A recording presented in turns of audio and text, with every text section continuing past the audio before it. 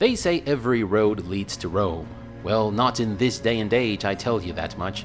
And definitely not in the corner of the internet in which video games are discussed, where Elex 2, Horizon Forbidden West, and especially Elden Ring got the lion's share of the coverage by professional and gamer-led outlets alike.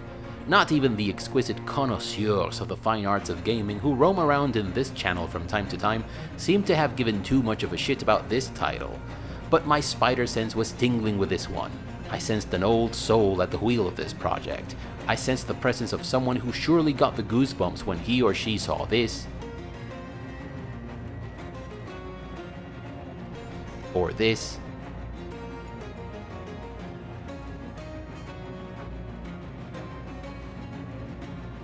or this. How naive and impressionable we all were back in the 70s, 80s, and 90s when we had seen so little, when we had no prior cool memories to water down the impact of the sheer awesomeness of the Millennium Falcon barely making it out of that worm's belly, or Messenger C's fist punching through this robot and then turning around to cut its head off, or Gandalf's "you shall not pass" moment, or Marty catching that lightning just in the nick of time to make it back to 1985. Those were the days, and don't get me wrong, I'm not taking anything away from these films, cartoons, or anime. Surely some of these snippets of awesomeness are going to make it to that final reel of great memories we'll get to see right before we meet our end. But let's face it, as awesome as they were, they had a much easier time turning our world on its ear than anything that's come out in the last 2 decades, because we had simply seen and experienced all by the beginning of the year 2000. So when things like this... What you want to hear right now? Swear to me.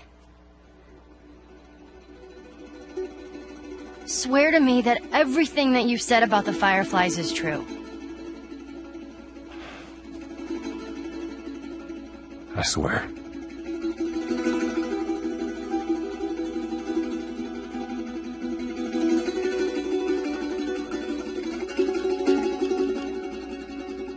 Okay.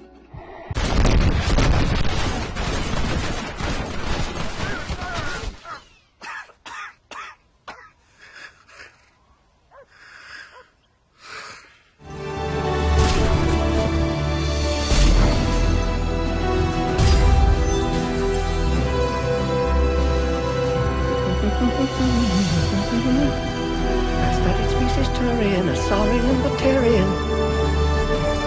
Temperature now within acceptable range. Dispersal commencing.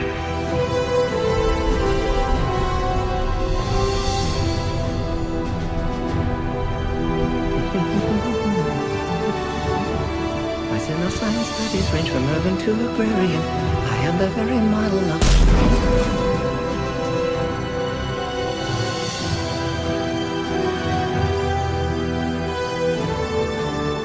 give us the goosebumps, or put a smile on our faces, I think we should give those who made it happen a shitload of credit, because it ain't easy in this day and age. And there is a lot of that going on in Expeditions Rome, and you missed all of it because you were too busy with Elden Ring or with your 10th replay of your favorite late 90s or early 2000s game. Oh, but worry ye not, because Alex is here, scroll in hand, to extend you an invitation to this wild party where big topics are discussed, spiced water is drunk, riveting conversation with hot and exotic chicks takes place, and poisoned food and desperate fights for survival are not an uncommon outcome. Welcome to Ye Old Entertainment. My name is Alex, and as you know, it is my duty, my mission, my purpose in life to help you decide whether that game that you have been thumping for so long is indeed the right game for you or not. And today we're taking on Expeditions Rome, the sequel to Expeditions Viking, and I use that term very loosely here, believe me. In any case, this is a juicy one because there is so much to love and so much to hate about this one that it ultimately depends on how many raisins you're willing to pick off your dessert before you eat it. By the way, if you're the type of person who does this, fuck you. Don't ever come to my place for cake. And I do like raisins, but I reckon myself the ultimate raisin picker when it comes to gaming, you know? And I had a memorable blast with Expeditions Rome, but I had to pick my fair share of raisins off of this one. The question is, are you willing to pick out the raisins? And in consequence, are you going to have a memorable blast with this game? Well, let's find out, shall we? As you know, I rate games according to a system of categories that I think are relevant to the genre of the game at hand. So, Expeditions Viking was a purebred old-school isometric CRPG through and through, so it follows that Expeditions Rome must also be a purebred old-school isometric CRPG, right? Wrong. Much to my surprise, this one is more like Xcom in ancient Rome. Well, alright. Xcom was awesome, but the gameplay mix is still RPGistic enough for a good old category system, so let's get to it. Character creation and character progression are up first. In Expeditions Viking, you had a sweet-ass character creation screen that allowed you to play around with attributes and min-max to your heart's content. It also allowed you to choose your initial passive and active skills, and some other goody old-school RPG stuff. In short, it was an archetype-less system by means of which you could create your character however you wished. In Expeditions Rome, you create your character in 2 different screens, which are presented to you in 2 different moments of the game. It's weird. In the first screen, you enter your name and family name, whether you're going to be a guy or a gal, and choose between the ethos, pathos, or logos style of rhetoric, amongst other superficial stuff. And as limited and superficial as they may seem at first glance, these options go a surprisingly long way in Expeditions Rome. Being a guy or a gal, for example, usually makes very little difference in most RPGs. Actually, in Dragon Age Origins, if you play a female human noble... I said usually. But speaking of Dragon Age Origins, that was probably the last game that I remember in which playing a guy or a gal could potentially have a sizable impact on the way things played out in the end. And if you have been missing this flavor of RPGing, then I am pleased to announce that Expeditions Rome has got you covered.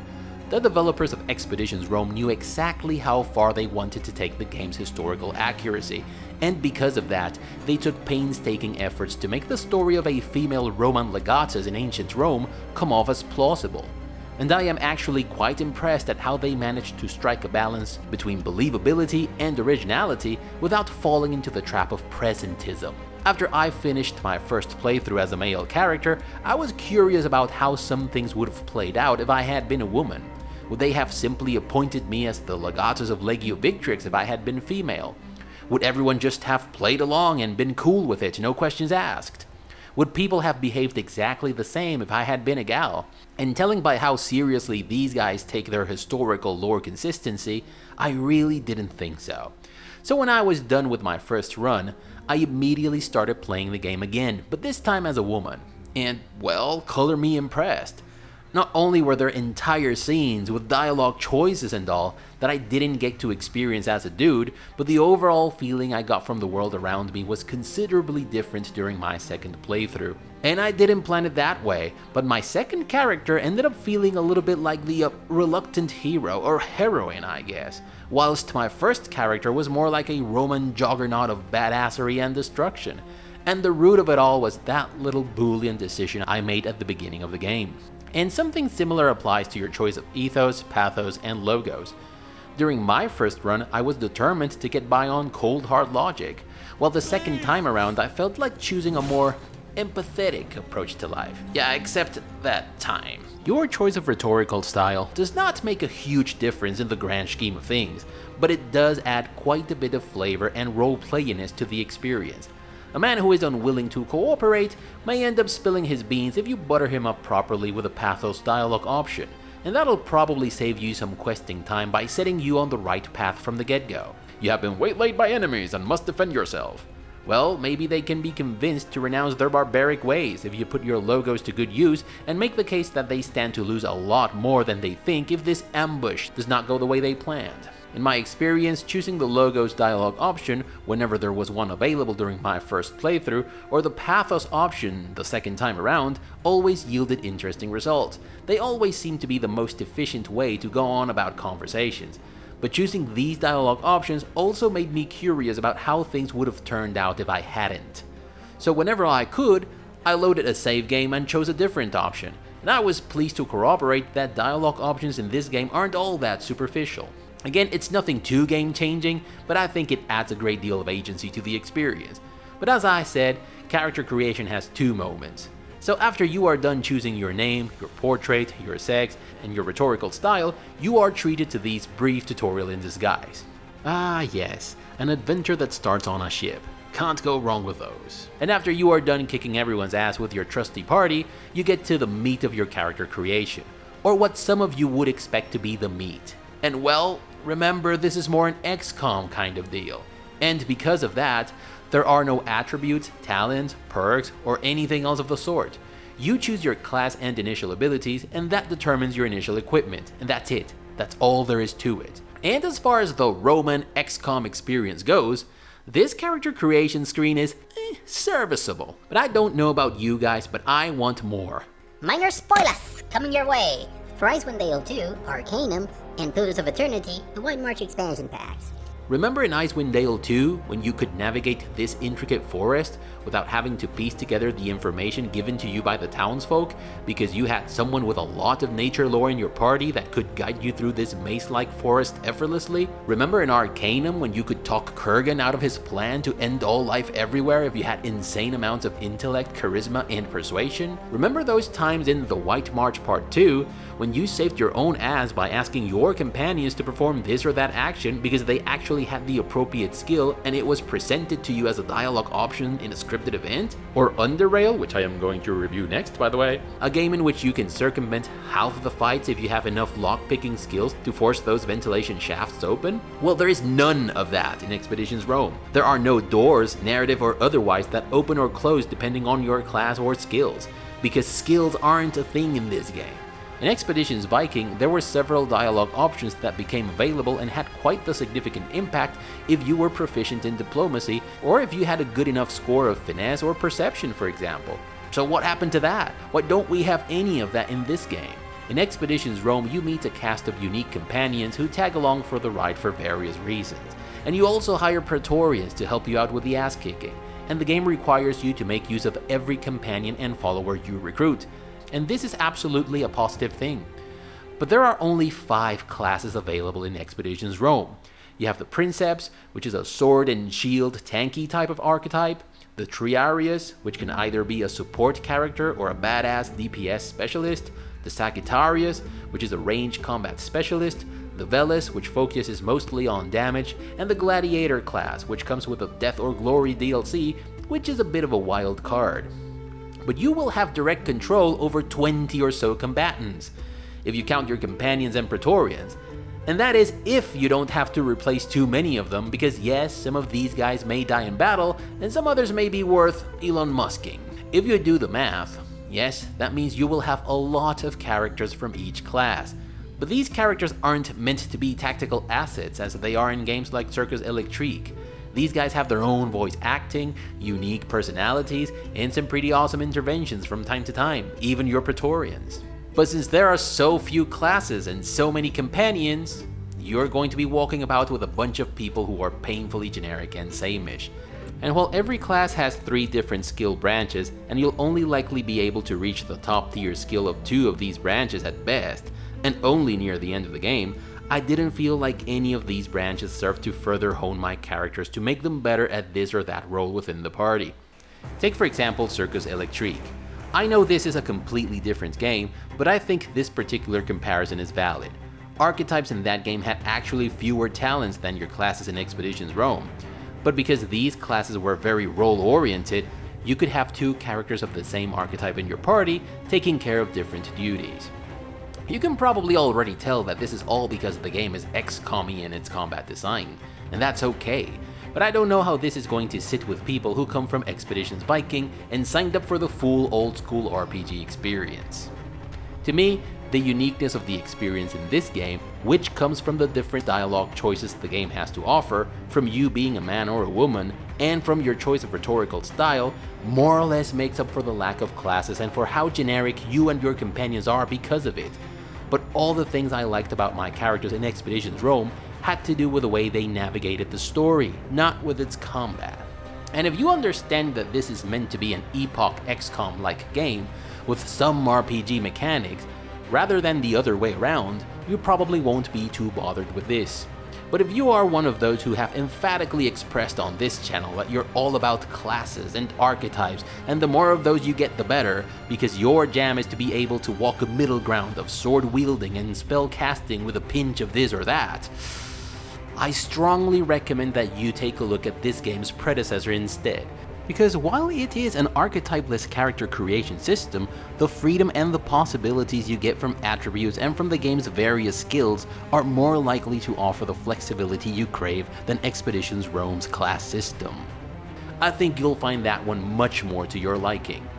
Overall, character creation in Expeditions Rome was serviceable, but not quite what I expected, and not necessarily in the best way. Gameplay.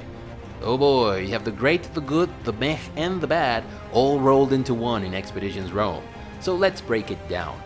You do have your standard mix of combat, exploration, questing, and stronghold management. So far so RPG, right? Let's do combat first. In Divinity Original Sin 2, you could select individual party members when you were not in combat, and have them use their skills for combat and non-combat tasks.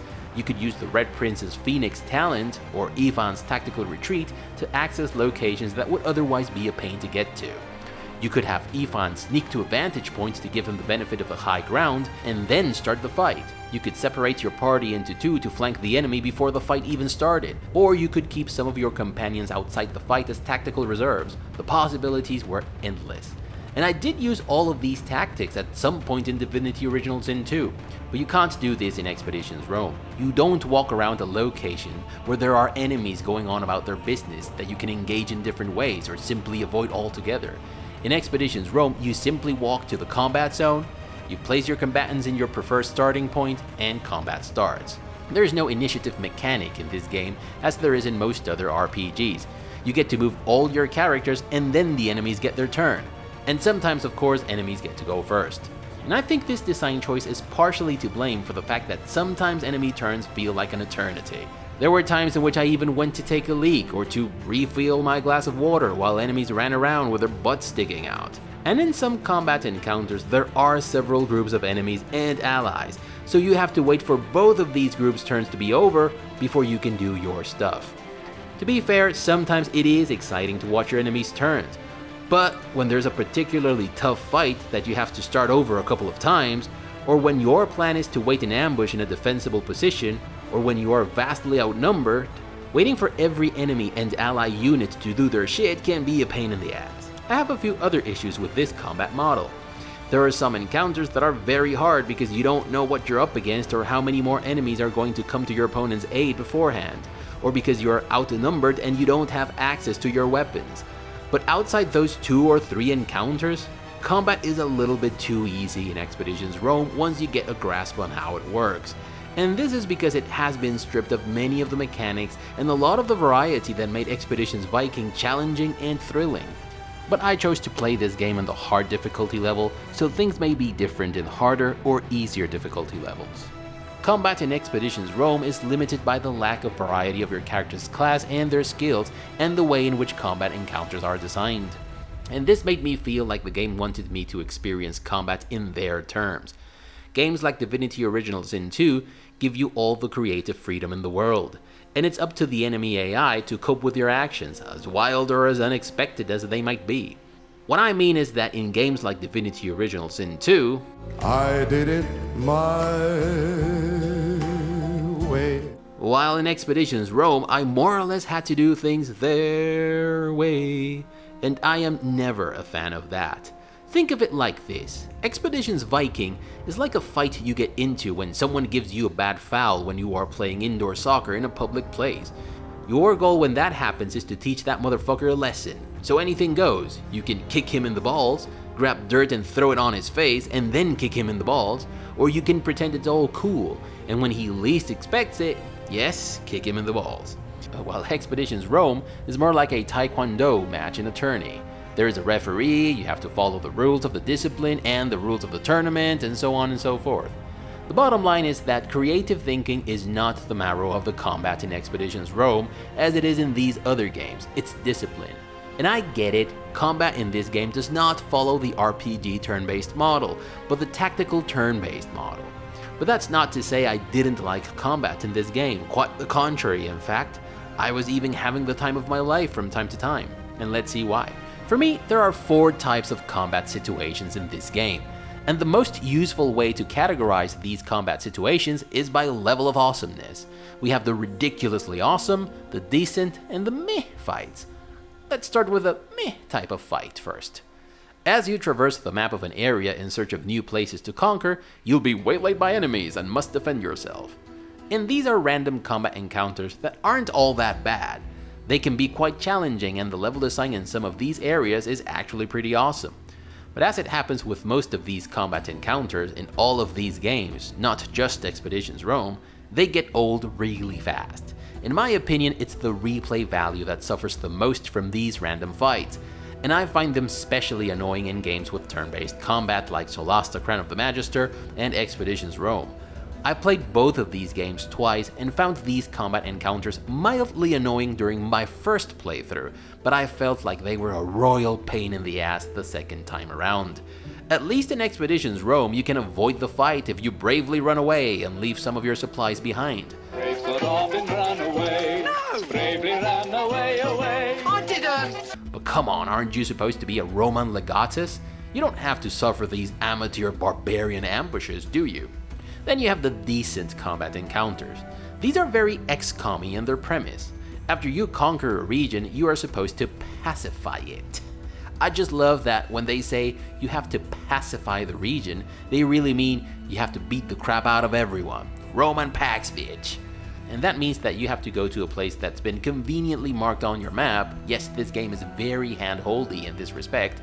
Choose which of your companions is going to lead the party, because you can assign only one of your companions to these parties and then complete the roster with some of your Praetorians. These challenges are varied and fun. The level design is always interesting and your goals vary depending on the mission. In this combat encounter, you have to free a few fellow Praetorians who will then help you out of the fight, and you have to make sure that at least half of them survive. In this fight, you have to ambush this caravan and destroy its cargo. Expeditions Rome is divided in acts, and every act consists of an area that you need to conquer. And in order to do that, you must conquer and pacify a set number of sectors. But every area has more sectors than you actually need to conquer.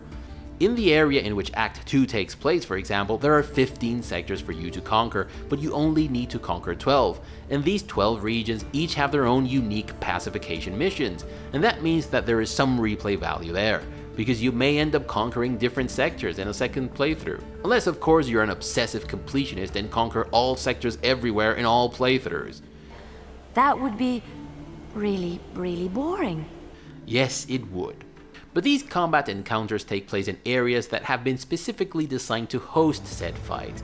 But combat encounters that are also quest milestones tend to take place in cities, villages, and towns. And the narrative build-up to these fights, as well as the level design in these cities and towns, ramp up the immersion and adventure aspect of these encounters through the roof. I particularly like that there are no gratuitous combat encounters in Expeditions Rome. In many RPGs, you get a half-assed quest to retrieve some bullshit MacGuffin, and off you go to kill the hordes upon hordes of monsters that stand in your way. And that's not a bad thing if combat is great, and that's actually more or less what I expect in ARPGs. But in Expeditions Rome, every fight you get into has to do with their main story and the mission you are busy with at the time. For example, you need to spy on an enemy general. But first you need to get some enemy uniforms. So you invade an enemy camp to retrieve said uniforms, and of course, there is a fight. There's a snitch in your legion, who tipped off the enemy about your next move. So the enemy got the chance to jump on you. Holy shit, it's an ambush. And of course, there is a fight. For your life this time. Then you have to find the snitch and bring him to justice. You do a little research, ask around and intimidate, or bribe, or beat the crap out of a couple of dudes, then you find the guy's hideout, and then there's a fight. And this also speaks volumes of the questing in this game. It's awesome. It is as story-driven as it gets. Everything you do in Expeditions Rome has to do with your main mission, or your family, which also ties into your main mission brilliantly, or it's something you do to score points with your political allies. One of said political allies is Cleopatra. And this is the game's idea of what she looked like. Whew. Liz Taylor ain't got shit on you, babe. And because everything you do in this game is very important in the grand scheme of things, even if combat is not amazing, it's still exciting and just straight out awesome. And the secret ingredient of this awesomeness is the game's quest design. As much as I like variety in my combat encounters, I think I appreciate more when there's variety of combat situations. especially if this variety comes from the game's story. And this has to be one of my favorite games ever in that respect, and I'm not even exaggerating. Expeditions Rome is a tour de force of awesome shit that even goes over the top from time to time, and it does so in the most fun and exciting way possible. When you're not fighting for your life to escape an ambush, you are infiltrating the enemy stronghold on a daring rescue, or sabotaging the enemy supply lines, or holding the line in a desperate last-minute effort to buy time for someone else to do their part of the job, or taking the fight to the bad guys. There's even a passage in which your party is one of 3 factions who are trying to kill each other in a mano. And that's not to mention a combat encounter that takes place at the very apex of the most unexpected and ridiculously awesome plot twist that I've ever been part of in a game. You're not going to see this one coming, guys. You are going to flip, I guarantee you. And this moment alone is worth the price of the admission. And if you still need a bit more combat, there's the Death or Glory DLC, which introduces gladiator arenas that are an absolute blast to play, because they give the combat aspect of this game a couple of spins that you are going to love. And they even have their own interesting ad hoc stories and characters. And this is all before we even talk about the ridiculously awesome combat encounters. Yes, I'm going to leave those for last because I want to end this section on a high note, but I also want to talk about the things that I detested in Expeditions Rome, and yes, there were quite a few of those, I'm afraid. And they can all be accurately synthesized in one word: conquest. In Expeditions Viking, you could gather resources during your travels in Britannia to send over to your lands, and that part of the game was utterly pointless. It was completely detached from the game's core gameplay, and it served no purpose in the grand scheme of things. And I guess logic artists were all hell-bent on fixing this for Expeditions Rome, but man did they go overboard with it. This time the conquest aspect of the game is almost as relevant as the combat, and in order to progress in these combat missions, you need to manage your resources and your stronghold competently. And this is just straight out boring! There's no way to candy code it. This is how it works. You send your legion to invade an enemy stronghold, then a battle starts.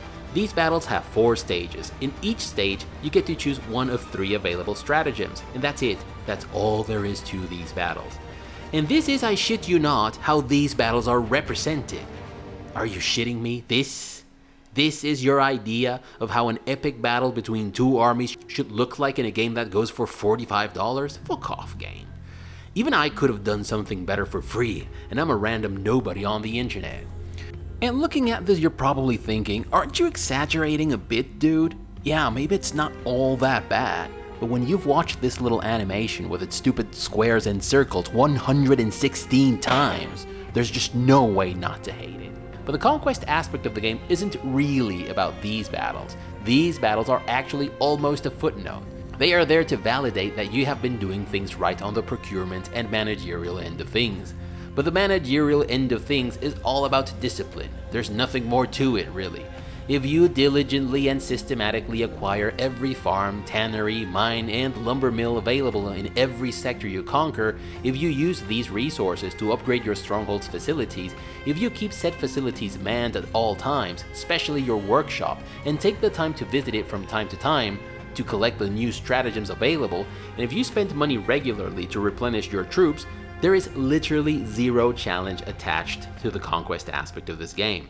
You would also do well to follow some of the unscreened conquest handhold advices the game gives you during some of its tutorial screens. It also doesn't help that the sectors you have to conquer in every act are just too damn many. 12 regions in Act 2? 12? Fuck off, game.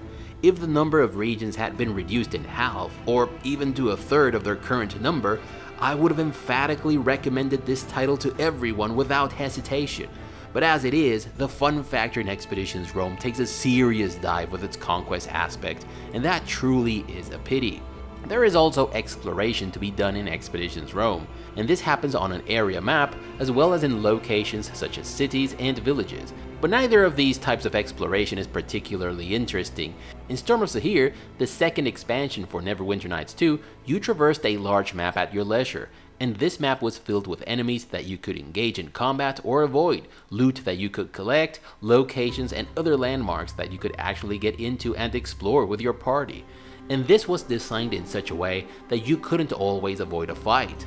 It also required you to camp and rest from time to time. It was actually exciting. But what grinds my gears the most is that the very best camping mechanic that I have ever experienced in a game was the one in Expeditions Viking. You had to find a good place to rest or risk getting ambushed. You could do a shitload of things at camp, most of which were actually useful or just crucial to your survival. You could send some companions to hunt for food, you could ask your medics to take care of your companions' injuries, you could read books to learn talents and skills. It was awesome. And none of this made it to Expeditions Rome. The feeling of adventure that I got from exploring the map in Expeditions Viking is completely absent here. There is loot to be found and a few random scripted events that can end in fights or injuries or a few extra resources or the loss of resources. And to be fair, these scripted events are very well written. Actually, the best writing in the game is without question in these scripted events. But otherwise, exploration just feels boring and generic most of the time.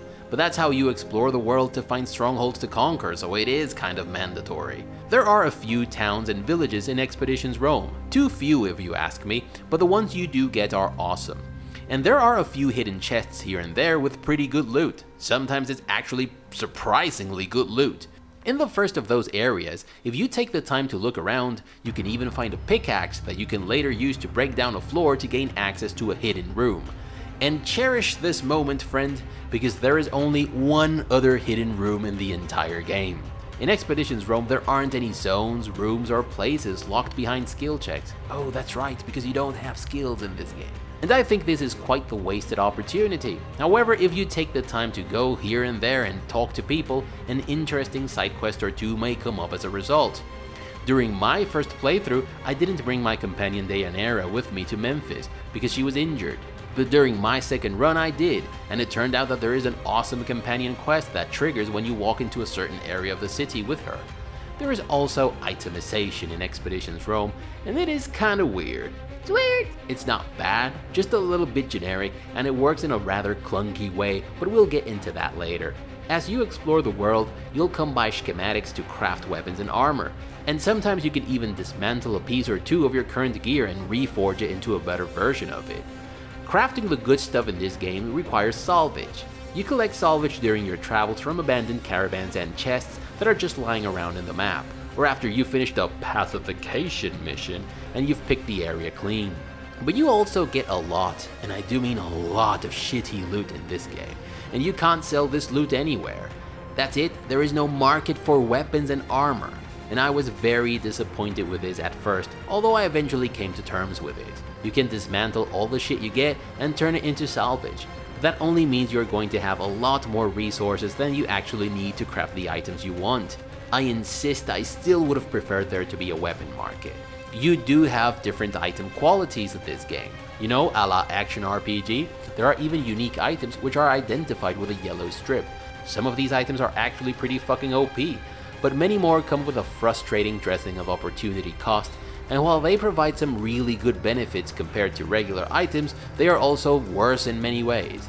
And of course you can forget about items that have stats and skills that work in tandem with your class's skills, as you do in every ARPG worth its salt, or in CRPGs like Pathfinder Wrath of the Righteous. The final upgrade you make to your armory allows you to craft level 3 gear, and that means you unlock the possibility to make very potent final versions of your most OP unique items. You also unlock the upgrade function, which is nothing but a one-button recrafting function that only saves you the trouble of dismantling your gear, reforging it, and picking it up at a later time.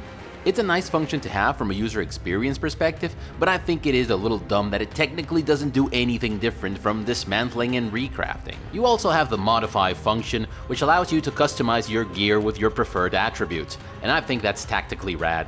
You can also craft tactical items, which are indeed very interesting. These are thrown weapons, bombs, traps, and bandages, amongst many others. These tactical items may be used during combat and do not consume action points when used. They are kept and restocked at your tent, and if you diligently keep one of your Praetorians busy with your tent's procurement duties, you'll always have a fresh supply of these goods. And there are some Praetorians that are supposedly better at restocking your tent than others, but I really didn't see the difference. Maybe because I used these items very sparingly. So let's talk about the ridiculously awesome combat encounters that take place in this game. Every act in Expeditions Rome ends with the most badass and epic final stretch you can imagine.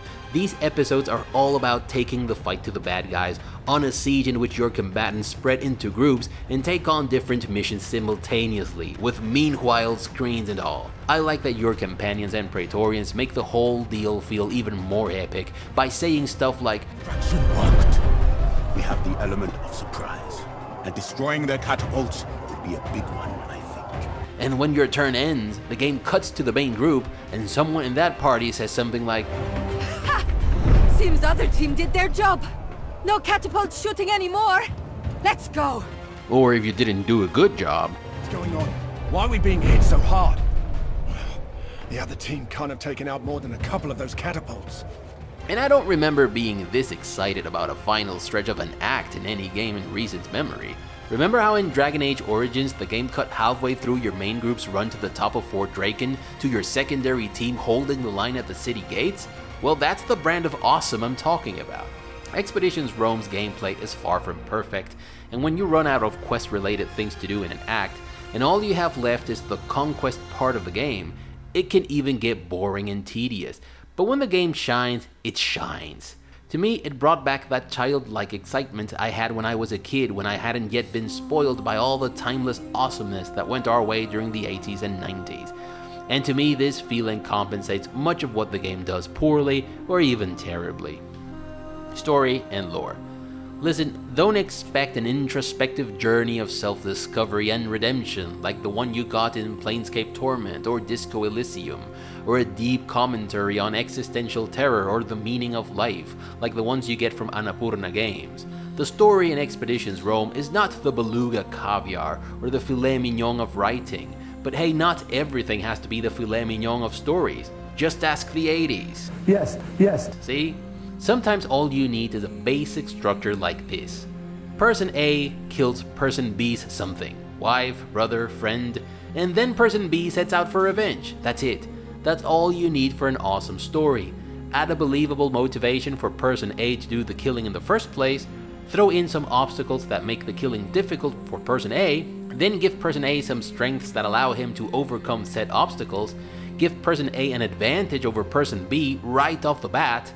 Also tell the audience about some of Person A's weaknesses, which may be potentially exploited by Person B, then give Person B some strengths that he or she may exploit in the future and some weaknesses that prevent him or her from taking full advantage of these strengths to carry out the vengeance. Throw in a mentor or a close friend who tells Person B that he or she is not seeing things clearly because of such or such weakness, and then make Person B experience failure firsthand and come to the realization that his friend or mentor was right all along. And voila! You have a solid story on your hands that needs nothing else to be entertaining and believable. And this is exactly what you get in Expeditions Rome. It's lean, exciting, and to the point. Yes, it goes over the top from time to time. It's not entirely free of random situations that are thrown in just because they are cool, and some of the stuff that happens is presented in a bit of a on-the-nose way. But this story is brilliant in its simplicity. It trims the fat gracefully by making excellent use of the show-don't-tell principle of writing. The main characters' personalities, as well as the game's world and its happenings, come through clearly and seamlessly because they are woven into the action and the dialogue in this game. It's not delivered through clumsy information dumps. Take this passage for example. I don't think he recognized you. Smart people can be really good at acting dumb. Little things. His armor is a bit too small for his body. He never called you by name. And did you notice how he failed to pronounce the proconsul's full name? It is said he who possesses a deceptive heart sees only deception in other people's hearts. And it is known that women are deceptive by nature. I don't really think of you as a woman. I think you should stop talking before you dig yourself a deeper grave. Well, to err on the side of caution is wise. Finally, some truth in the old man's words. We should kill them all. Oh, well, that is not exactly what I was going to propose. In fact, it's quite the opposite of Killing everyone is the most cautious option. Are you sure you know the meaning of that word? So what if he's rude and his behavior is not proper? Obviously, he's not Roman. If you wish. I don't think it's necessary, though. This little conversation is used to build up tension for the upcoming scene in the game, but it also serves to tell us a little something about each character's personalities. Callida is cautious and a bit paranoid, and that's why she suggests everyone keep a knife concealed somewhere before entering the villa. Cineros has his special brand of old-fashioned sexism, but he's also conciliatory and almost always prefers to avoid violent confrontation. Bestia is aggressive and violent, and Kaizo is an easygoing and trusting man. Hell, even Deianira's silence here is telling. She's exactly the kind of person who wouldn't have anything to say here, because she's not interested in these types of discussions and would be happy to just do what the group decides. But no one is saying stuff like, "Bestia, you're such a warmonger, always preferring the violent approach." Speaking of characters, one of the reasons I enjoyed Expeditions Rome's story so much is that the writers weren't all hell-bent on stressing the one personality trait they wanted each character to be about, as it happens in most other games. There's a bit of good, bad, and ugly rolled into every character in this story.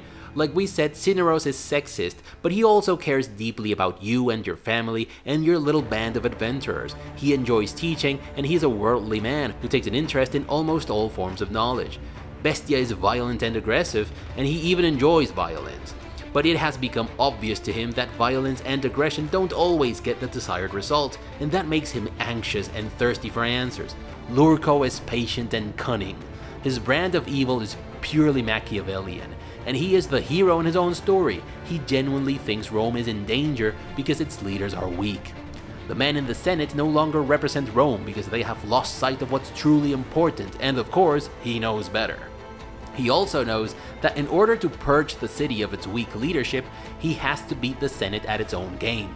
So he patiently learns the rules and plans ahead to anticipate every possible outcome. And you, of course, are one of the people who stand in his way. And the way in which he maneuvers around the challenge you present is masterful, and it reaches peak awesomeness, with a jaw-dropping plot twist that happens in the midst of a desperate fight for survival.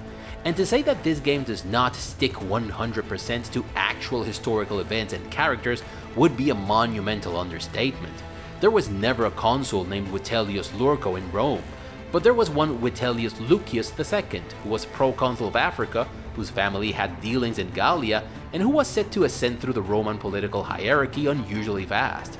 And these are all things that this actual historical character has in common with Vitellius Lurko's character in Expeditions Rome. Lucius Licinius Lucullus is an important character in Expeditions Rome.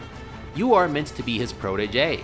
He's one of the 2 Roman consuls in the game, and he's also the general leading the charge against Mithridates in Asia Minor. And there was actually a consul named Lucius Licinius Lucullus, who was also the general who led the charge against Mithridates in the Pontus region. He was also said to be a fierce promoter and defender of his proteges. And then there are characters like Marcus Aurelius Cotta, who was also a consul at the same time as Lucullus. You have Senator Pompeius, Consul Marcus Porcius Cato, and of course Marcus Tullius Cicero, all of whom were big names in the Roman Senate. And of course, not every event and character depicted in this game is historically on point, and not everything happened in the way or in the order it is presented in the game. We could say that this game is somewhere between based and inspired in actual historical events, and as such, it is awesome. And the best thing about it is that characters like Lucullus, Cicero, Cotta, and Cato are surprisingly faithful representations of the actual characters in terms of what they stood for, their ideas and attitudes about things, at least according to the sources to which we have access today. Lurko is a dangerous foe because he knows exactly when to lie and when to tell the truth. See, just like the villain himself, who knows when to tell the truth and when to lie, this game knows when to stick to actual historical events and when to go on a fantastical over-the-top spree, and it's all in the name of entertainment and excitement. There are assassinations, intrigue, vengeance, epic sieges, hot Lesbo action. Because you fight in the island of Lesbos, you dirty little perv. Gentlemen, welcome to Lesbos, the pearl of the Mediterranean. There's also girl-on-girl action, philosophical wrestling, yes, this is a thing in this game, daring rescues of exiled queens and kidnapped consuls is just deliciously awesome. Even NPCs like Cotta and Cicero have surprising character arcs. Kota's character arc is my favorite. It comes full circle with a very powerful phrase he says near the end that sent chills down my spine when he uttered it. These guys knew what they were doing, friends. They used the pronunciato restituta, which is the classic Latin pronunciation, not the one used by the church or in biology jargon, which is more a modernized and Italianized Latin. Stuff like the structures of the legiones, the stratagems, the weapons, which we are going to talk about later on, the role of the praetorians and centuriones, these dudes nailed all of it. The lore in this game doesn't feel like it was cooked up specifically for the game's story, because it wasn't. It's actual human history, and it's juicy and expansive. The world in Expeditions Rome feels like a world that had been around for long before you walked into it, and this makes the game feel endlessly immersive. And while this game is not as path-branchy as, say, Tyranny or Arcanum, there is a shitload of things that may go down one way or another depending on your choices. Minor spoilers coming your way. And this shit may even blow up in your face later on. You defeated this guy and forced him to surrender instead of killing him, then you may use him as a bargaining chip later on in the game. And if you do, you'll end up facing him again in combat. Oh, so you killed him? Well, then you won't be able to use him as a bargaining chip, but you also won't have to face him later on. So you captured this motherfucker, and it turns out that he has information that will allow you to collect all the evidence you need to use against your arch nemesis at the Roman Senate. But he also has information that may help you seize enemy supplies and cut the enemy's retreat. What will you do? And there's a ton more situations like this. Granted, none of them will alter the flow of the story in the large scheme of things. In that sense, it plays a little bit like Icewind Dale 2. But many of the things you do will have far-reaching consequences as stated in that traditional succession of stills that you'll get at the end of the game. But there is one decision, one very specific decision near the end of the game that is without question the most important decision I've ever had to make in a video game. You can't imagine how much time I spent pondering what I should do. I even voice messaged a few friends asking them for their opinion. Bro, creo que tienes demasiado tiempo libre. Coño, Ale, ¿para eso me estás mandando un voice? Yeah, they weren't thrilled. But this decision made me question my very principles. Do I go full totalitarian mode to stop someone from becoming full totalitarian? Because I don't think the people are going to do it because they lack the information and perspective I have? Wait, isn't that what the villain is doing? In the end, I decided to do what I thought was right, fearing that the game might go full Game of Thrones on me, you know, punishing me for doing what I know to be right. But no, like I said, this game is like an action-packed 80s film that doesn't subvert your expectations and lets you walk away from the theater with a broad smile on your face. And though it does not touch upon deep philosophical questions like some of the other games I've mentioned in this video, you get to talk to some of the characters about a few interesting topics concerning Roman law and society. And man, I've never wanted so much to jump into a game and engage NPCs in conversation like I did in this game whenever I talked to characters like Kikero or Kato. And most of these conversations weren't even mandatory. They were just there for you to get a taste of a good old argument about Roman law, morals and ethics, the spirit of the law, and so on and so forth. And I fucking loved it. You get to play as some of your companions in some passages, and some of these passages only happen if you take this or that decision, and I fucking loved it. I had never wanted to get back at the villain as much as I wanted to get back at the villain in this game, and I fucking loved it. As it happens with the gameplay, the story in Expeditions Rome is not perfect, but the sheer degree of fun and excitement I got from it makes up for whatever problems I might have had 1,000-fold. Companions lore-wise. Well, color me impressed. I have to admit that I wasn't crazy about any of my companions when I first met them.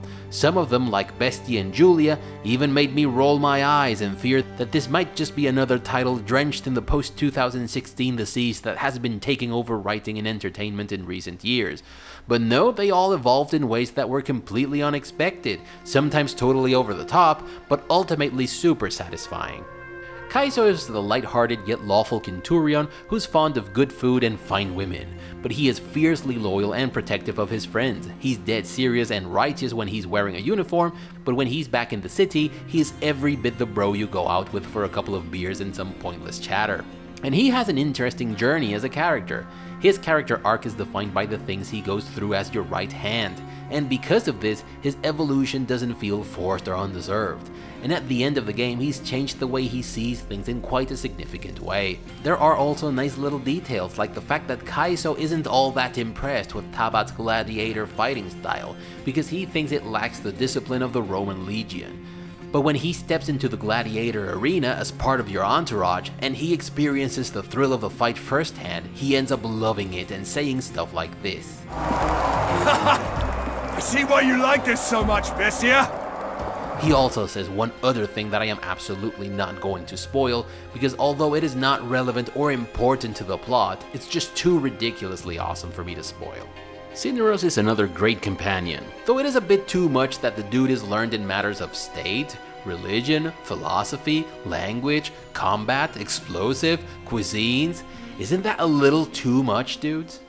His relationship with Bestia is especially interesting. It's funny and even thought-provoking. At first, he is frustrated by the way in which Bestia interprets his teachings, but as the two men get to know each other, Bestia starts to get a better grasp of Cineros' teachings, and the old booger starts to see that Bestia's interpretations aren't all that off.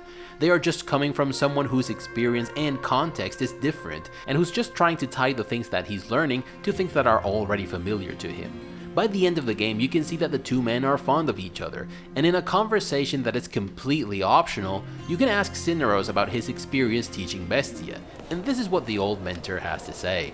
It's certainly a different experience compared to teaching you and your sister. To a casual observer, Tabat could seem slow, intractable, or, dare I say, stupid. Not even that. There is depth to his perception of the world and his own place in it. He just doesn't know how to communicate it. Nor does he see the value in trying. Yet he is hungry for knowledge. And once the food is supplied, he digests mercilessly and thoroughly. Then you have Julia Khalida. Yes, this is a spoiler, but I can't think of a single person in the world that wouldn't see this one coming. It's just too painfully obvious. This character falls too much into the archetype of the spy who always knows what's going on and who's always second-guessing everyone and getting things right because of it. And for quite a while I feared she was going to be the Trojan horse that would introduce some nonsensical modern-day perspective on an equally nonsensical modern-day talking point that had absolutely no place in this game. Luckily, my fears were unfounded. Her personal quest is actually pretty decent, and it resolves differently depending on whether you are a guy or a gal, and if you're a guy, it also depends on whether or not you have engaged her romantically and want to marry her. Last, but definitely not least, there is Deianira. This is hands down my favorite character of the lot. She is deceitfully complex and extremely well written, and her companion quest comes with some of the best writing in the game. It reveals a great deal about who she is, and is all by itself a great story. Deianira is honest, practical, straightforward, and she doesn't like it at all when people beat about the bush or embellish their arguments or answers. Her interventions may come off as simplistic because she is naive and unschooled in the ins and outs of civilization as Romans understand it, but she is smart, intuitive, and a keen observer of human behavior and dynamics. This is the kind of person who proposes something to you and will not take it kindly if you answer, "It's more complicated than that." She is a gladiatrix and she is very good at it, but she didn't become one by choice. Actually, she thinks fighting for sport is utterly pointless. She's a physically imposing and muscular woman because that's what she had to become in order to survive in a path that she didn't choose for herself. But she's fond of pink dresses and jewelry, and she even has a funny conversation with Kaizo about dyeing her hair when she arrives to Rome. She is a character with strengths and weaknesses, and the situations she easily dominates, as well as those in which she is clearly out of her depth, are consistent with who she is. And characters like this are very rare in this day and age. And I know subscriber Turnyboy is going to hate this, because he's made abundantly clear that he detests all forms of romance in games, and most of the times I concur that they are painfully bad. But your romance with Deianira is actually endearing, and the scheme that she cooks up to engage you romantically is extremely well written and consistent with who she is. All your companions are amazing in Expeditions Rome, and by the end of the game, you are probably going to love most of them. And make no mistake about it, the story will challenge this love near the end. and the payoff you get for doing what you think is right is one of the most heartwarming things I've ever experienced in a video game. Companions gameplay-wise, they are generic as fuck. There is no way to candy coat it. Kaizo is no different from any other princeps in your party, with the exception of his gear, which is nothing to write home about, and the same thing goes for the rest of your companions and praetorians. The main problem here is that you have a ton of companions and praetorians, but there are just too few classes, so what you end up having is a band of copy-pasted fighters. This is most definitely a step down from Expeditions Viking. Everyone in that game brought something unique to your party of adventurers, and that is completely gone in Expeditions Rome. Secondary mechanics and user experience. It's not terrible, but it's definitely not great. In addition to the game's core gameplay, there are a few other things for you to do in Expeditions Rome. You can equip and unequip gear, craft and enhance weapons, and engage in trade. Equipping items is pretty standard and straightforward, and therefore it is intuitive enough, but you get this small green arrow to indicate that an item is supposedly better than your currently equipped item. And I didn't find this to be always the case, because this arrow only tells you that a weapon does more damage than the one you have, or that a piece of armor has more armor value than the one you are wearing. But those aren't the only stats to look at in this game, so it is a little bit tricky. As for trading, you can only trade medicine, rations, and slaves regularly, and chances are you'll always have more of these things that you need, so 90% of the time trading will be reduced to selling slaves in exchange for money. You can also buy some components and recipes from some vendors to craft some equipment and tactical items, but you can't properly buy and sell stuff to equip your characters, and I found that endlessly frustrating for quite a while. I eventually came to terms with this system, but I was never crazy about how the itemization worked from the user experience perspective. First, you have to dismantle items, including the one you want to recraft as an improved version, if that's the case. Then you have to assign a praetorian to oversee the crafting. Then you have to leave your camp and do something else, or wait for a while until your gear is done. And then you have to re-enter your camp to pick it up, because you cannot skip time at camp. It's not too complex, but it's not exactly seamless either.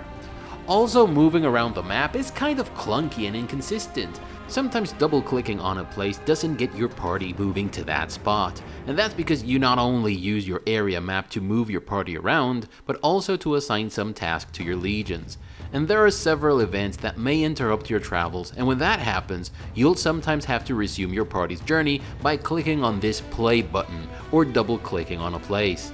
This was sometimes a pain because I couldn't rightly tell if my party was moving because I couldn't locate it in the map, because it was outside the area I was looking at the time. There should have been a little arrow indicating where to find your party, just like the one you get with quest markers. And it sometimes happened that I thought my party was moving because time kept running, but it was standing somewhere idly because I hadn't resumed their journey. During my second playthrough, I got the measure of how all of this worked though. All it took me was one full playthrough. But then again, I am not a smart man, and I am old. Sometimes I would click on an abandoned caravan or chest and my party would move right next to it, but not on top of it. So I had to zoom in and click on the exact spot to get the looting done. Sometimes I got the message, "You have to wait," when I tried to get to an observation tower, and sometimes I didn't, and I just could never figure out why that was. At the beginning of the game, and for quite a while really, because I had so many praetorians and because they were all so sameish and generic, and because I was not yet completely familiarized with the game's classes, in part because they are generic, I couldn't quite remember who had X skill or Y item, and pacification missions require the intervention of your praetorians. So when I was about to start one of those missions and this screen came up, I almost always had to close it off, bring up the inventory screen to see who had which skill and items, and then click again on the conquest marker to assign my praetorians to the mission. I wish this screen had provided quick information about everyone's gears and skills by means of a small modal window or a collapsible panel. This was not a big pain in the ass, but it was a pain in the ass nonetheless. The rest of the user experience is fine. Combat is intuitive and lean, and the interface is helpful, and the same thing goes for stronghold management and trading features. Overall, nothing terrible, but it could have been better. Sound effects and mix.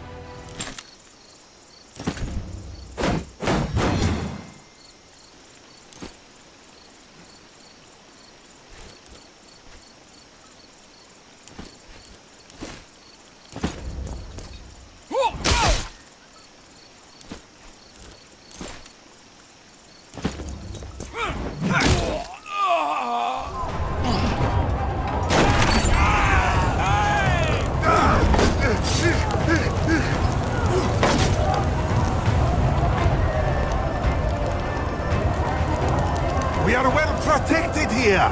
Be ready.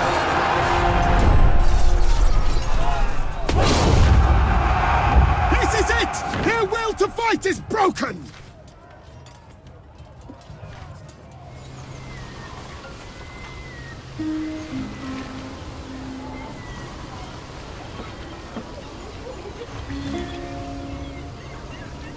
They're adequate. I especially like these random conversations that take place between NPCs in cities and villages, but that's because they're hilarious. There is decent ambient sound in these locations.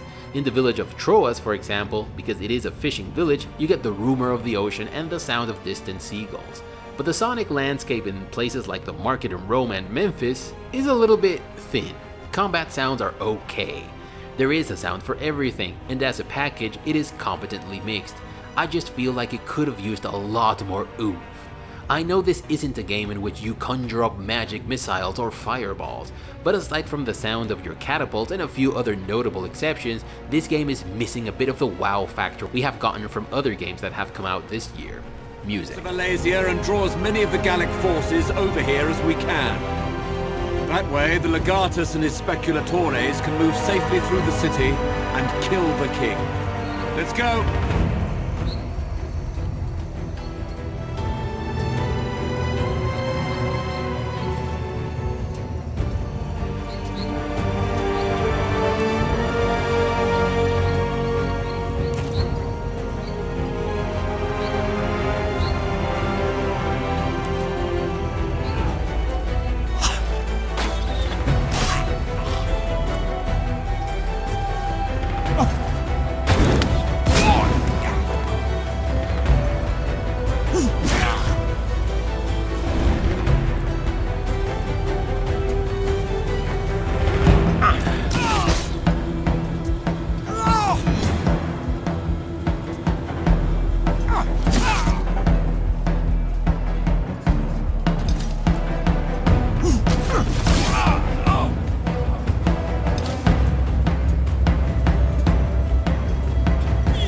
I always felt like Expeditions Viking was a couple $100,000 short of legendary. It did feel painfully poor on some areas, and while the music might have been one of them, because it sounded like a poor man's version of something awesome, it was adequately immersive, lore consistent, and just plain cool all the way through. For Expeditions Rome, I imagine Logic Artists had the financial support of Big Daddy THQ Nordic, and I imagine that this is why production values are significantly better than they were in its older sibling, and that includes of course the music. But the tracks themselves are a little bit hit or miss for me. The soundtrack as a whole is lore consistent and adequately immersive.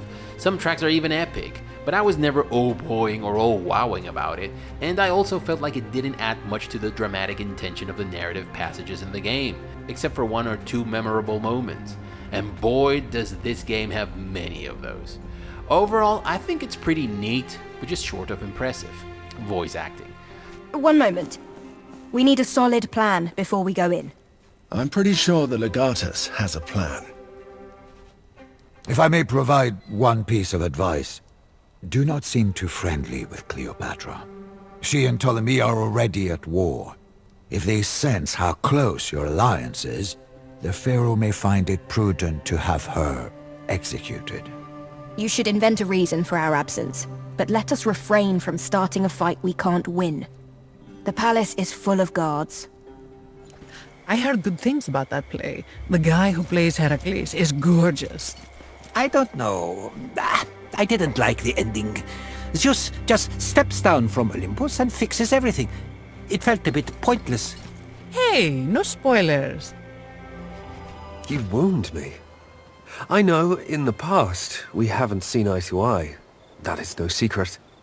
But I always felt the animosity between us stemmed from a misunderstanding. Don't forget that you are my brother-in-law. The barbarians tried to kill you.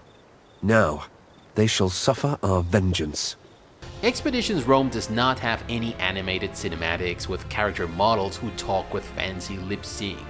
You only ever get to see still portraits of the people who talk to you and to each other, and the voice acting is so awesome that that's all you really need. First, they really nailed the casting for every companion and main NPC. Second, there is extraordinary voice acting direction at work here. Every emotion and every character insight comes out loud and clear, without it ever being too cartoonish or over the top. Except this character. This character is a one-woman cringe parade. Cineros is wise and cautious, and he sounds like it. Deyanira is practical and naive, and those traits seem to be magically woven into her voice somehow. But it's the main villain who steals the show in my estimation. He's definitely a master of switching between the ethos, the pathos, and the logos approach. He comes off as reasonable and level-headed when the situation calls for it, candid and fiery when he needs to rally people, and awfully lawful and authoritarian when he needs to. And it somehow always feels like there's something uncomfortably evil dripping out of his every word. Really awesome voice acting. Unfortunately, it's not all sunshine and bunnies in this department. Some minor NPCs, especially those in Africa and Gallia, are painful to listen to. I know tropey, goofy accents are almost inevitable in these historical games, but man, they are cringy. And there is also voice acting during combat encounters, sadly. Enemies often yell out instructions to their comrades during battle, and these lines are painfully bad, voiced in awfully tropey accents, and poorly acted. But that must be like 5% of the voice acting you get in this game, and it really doesn't take anything away from the experience. The voice acting that counts is mostly phenomenal. You have to assume though that what you're listening to is Latin and not English, of course, and that requires some measure of suspension of disbelief. But hey, that's how it's always been. Or did you expect these people to hire only actors who speak Latin with a pronunciato restituta? Graphics. This is a bit of a mixed bag. Let's talk about the bad stuff first. You get this utter piece of shit that borders on the insulting during every stage of every conquest encounter. And this is what character models look like. And then there's stuff like this.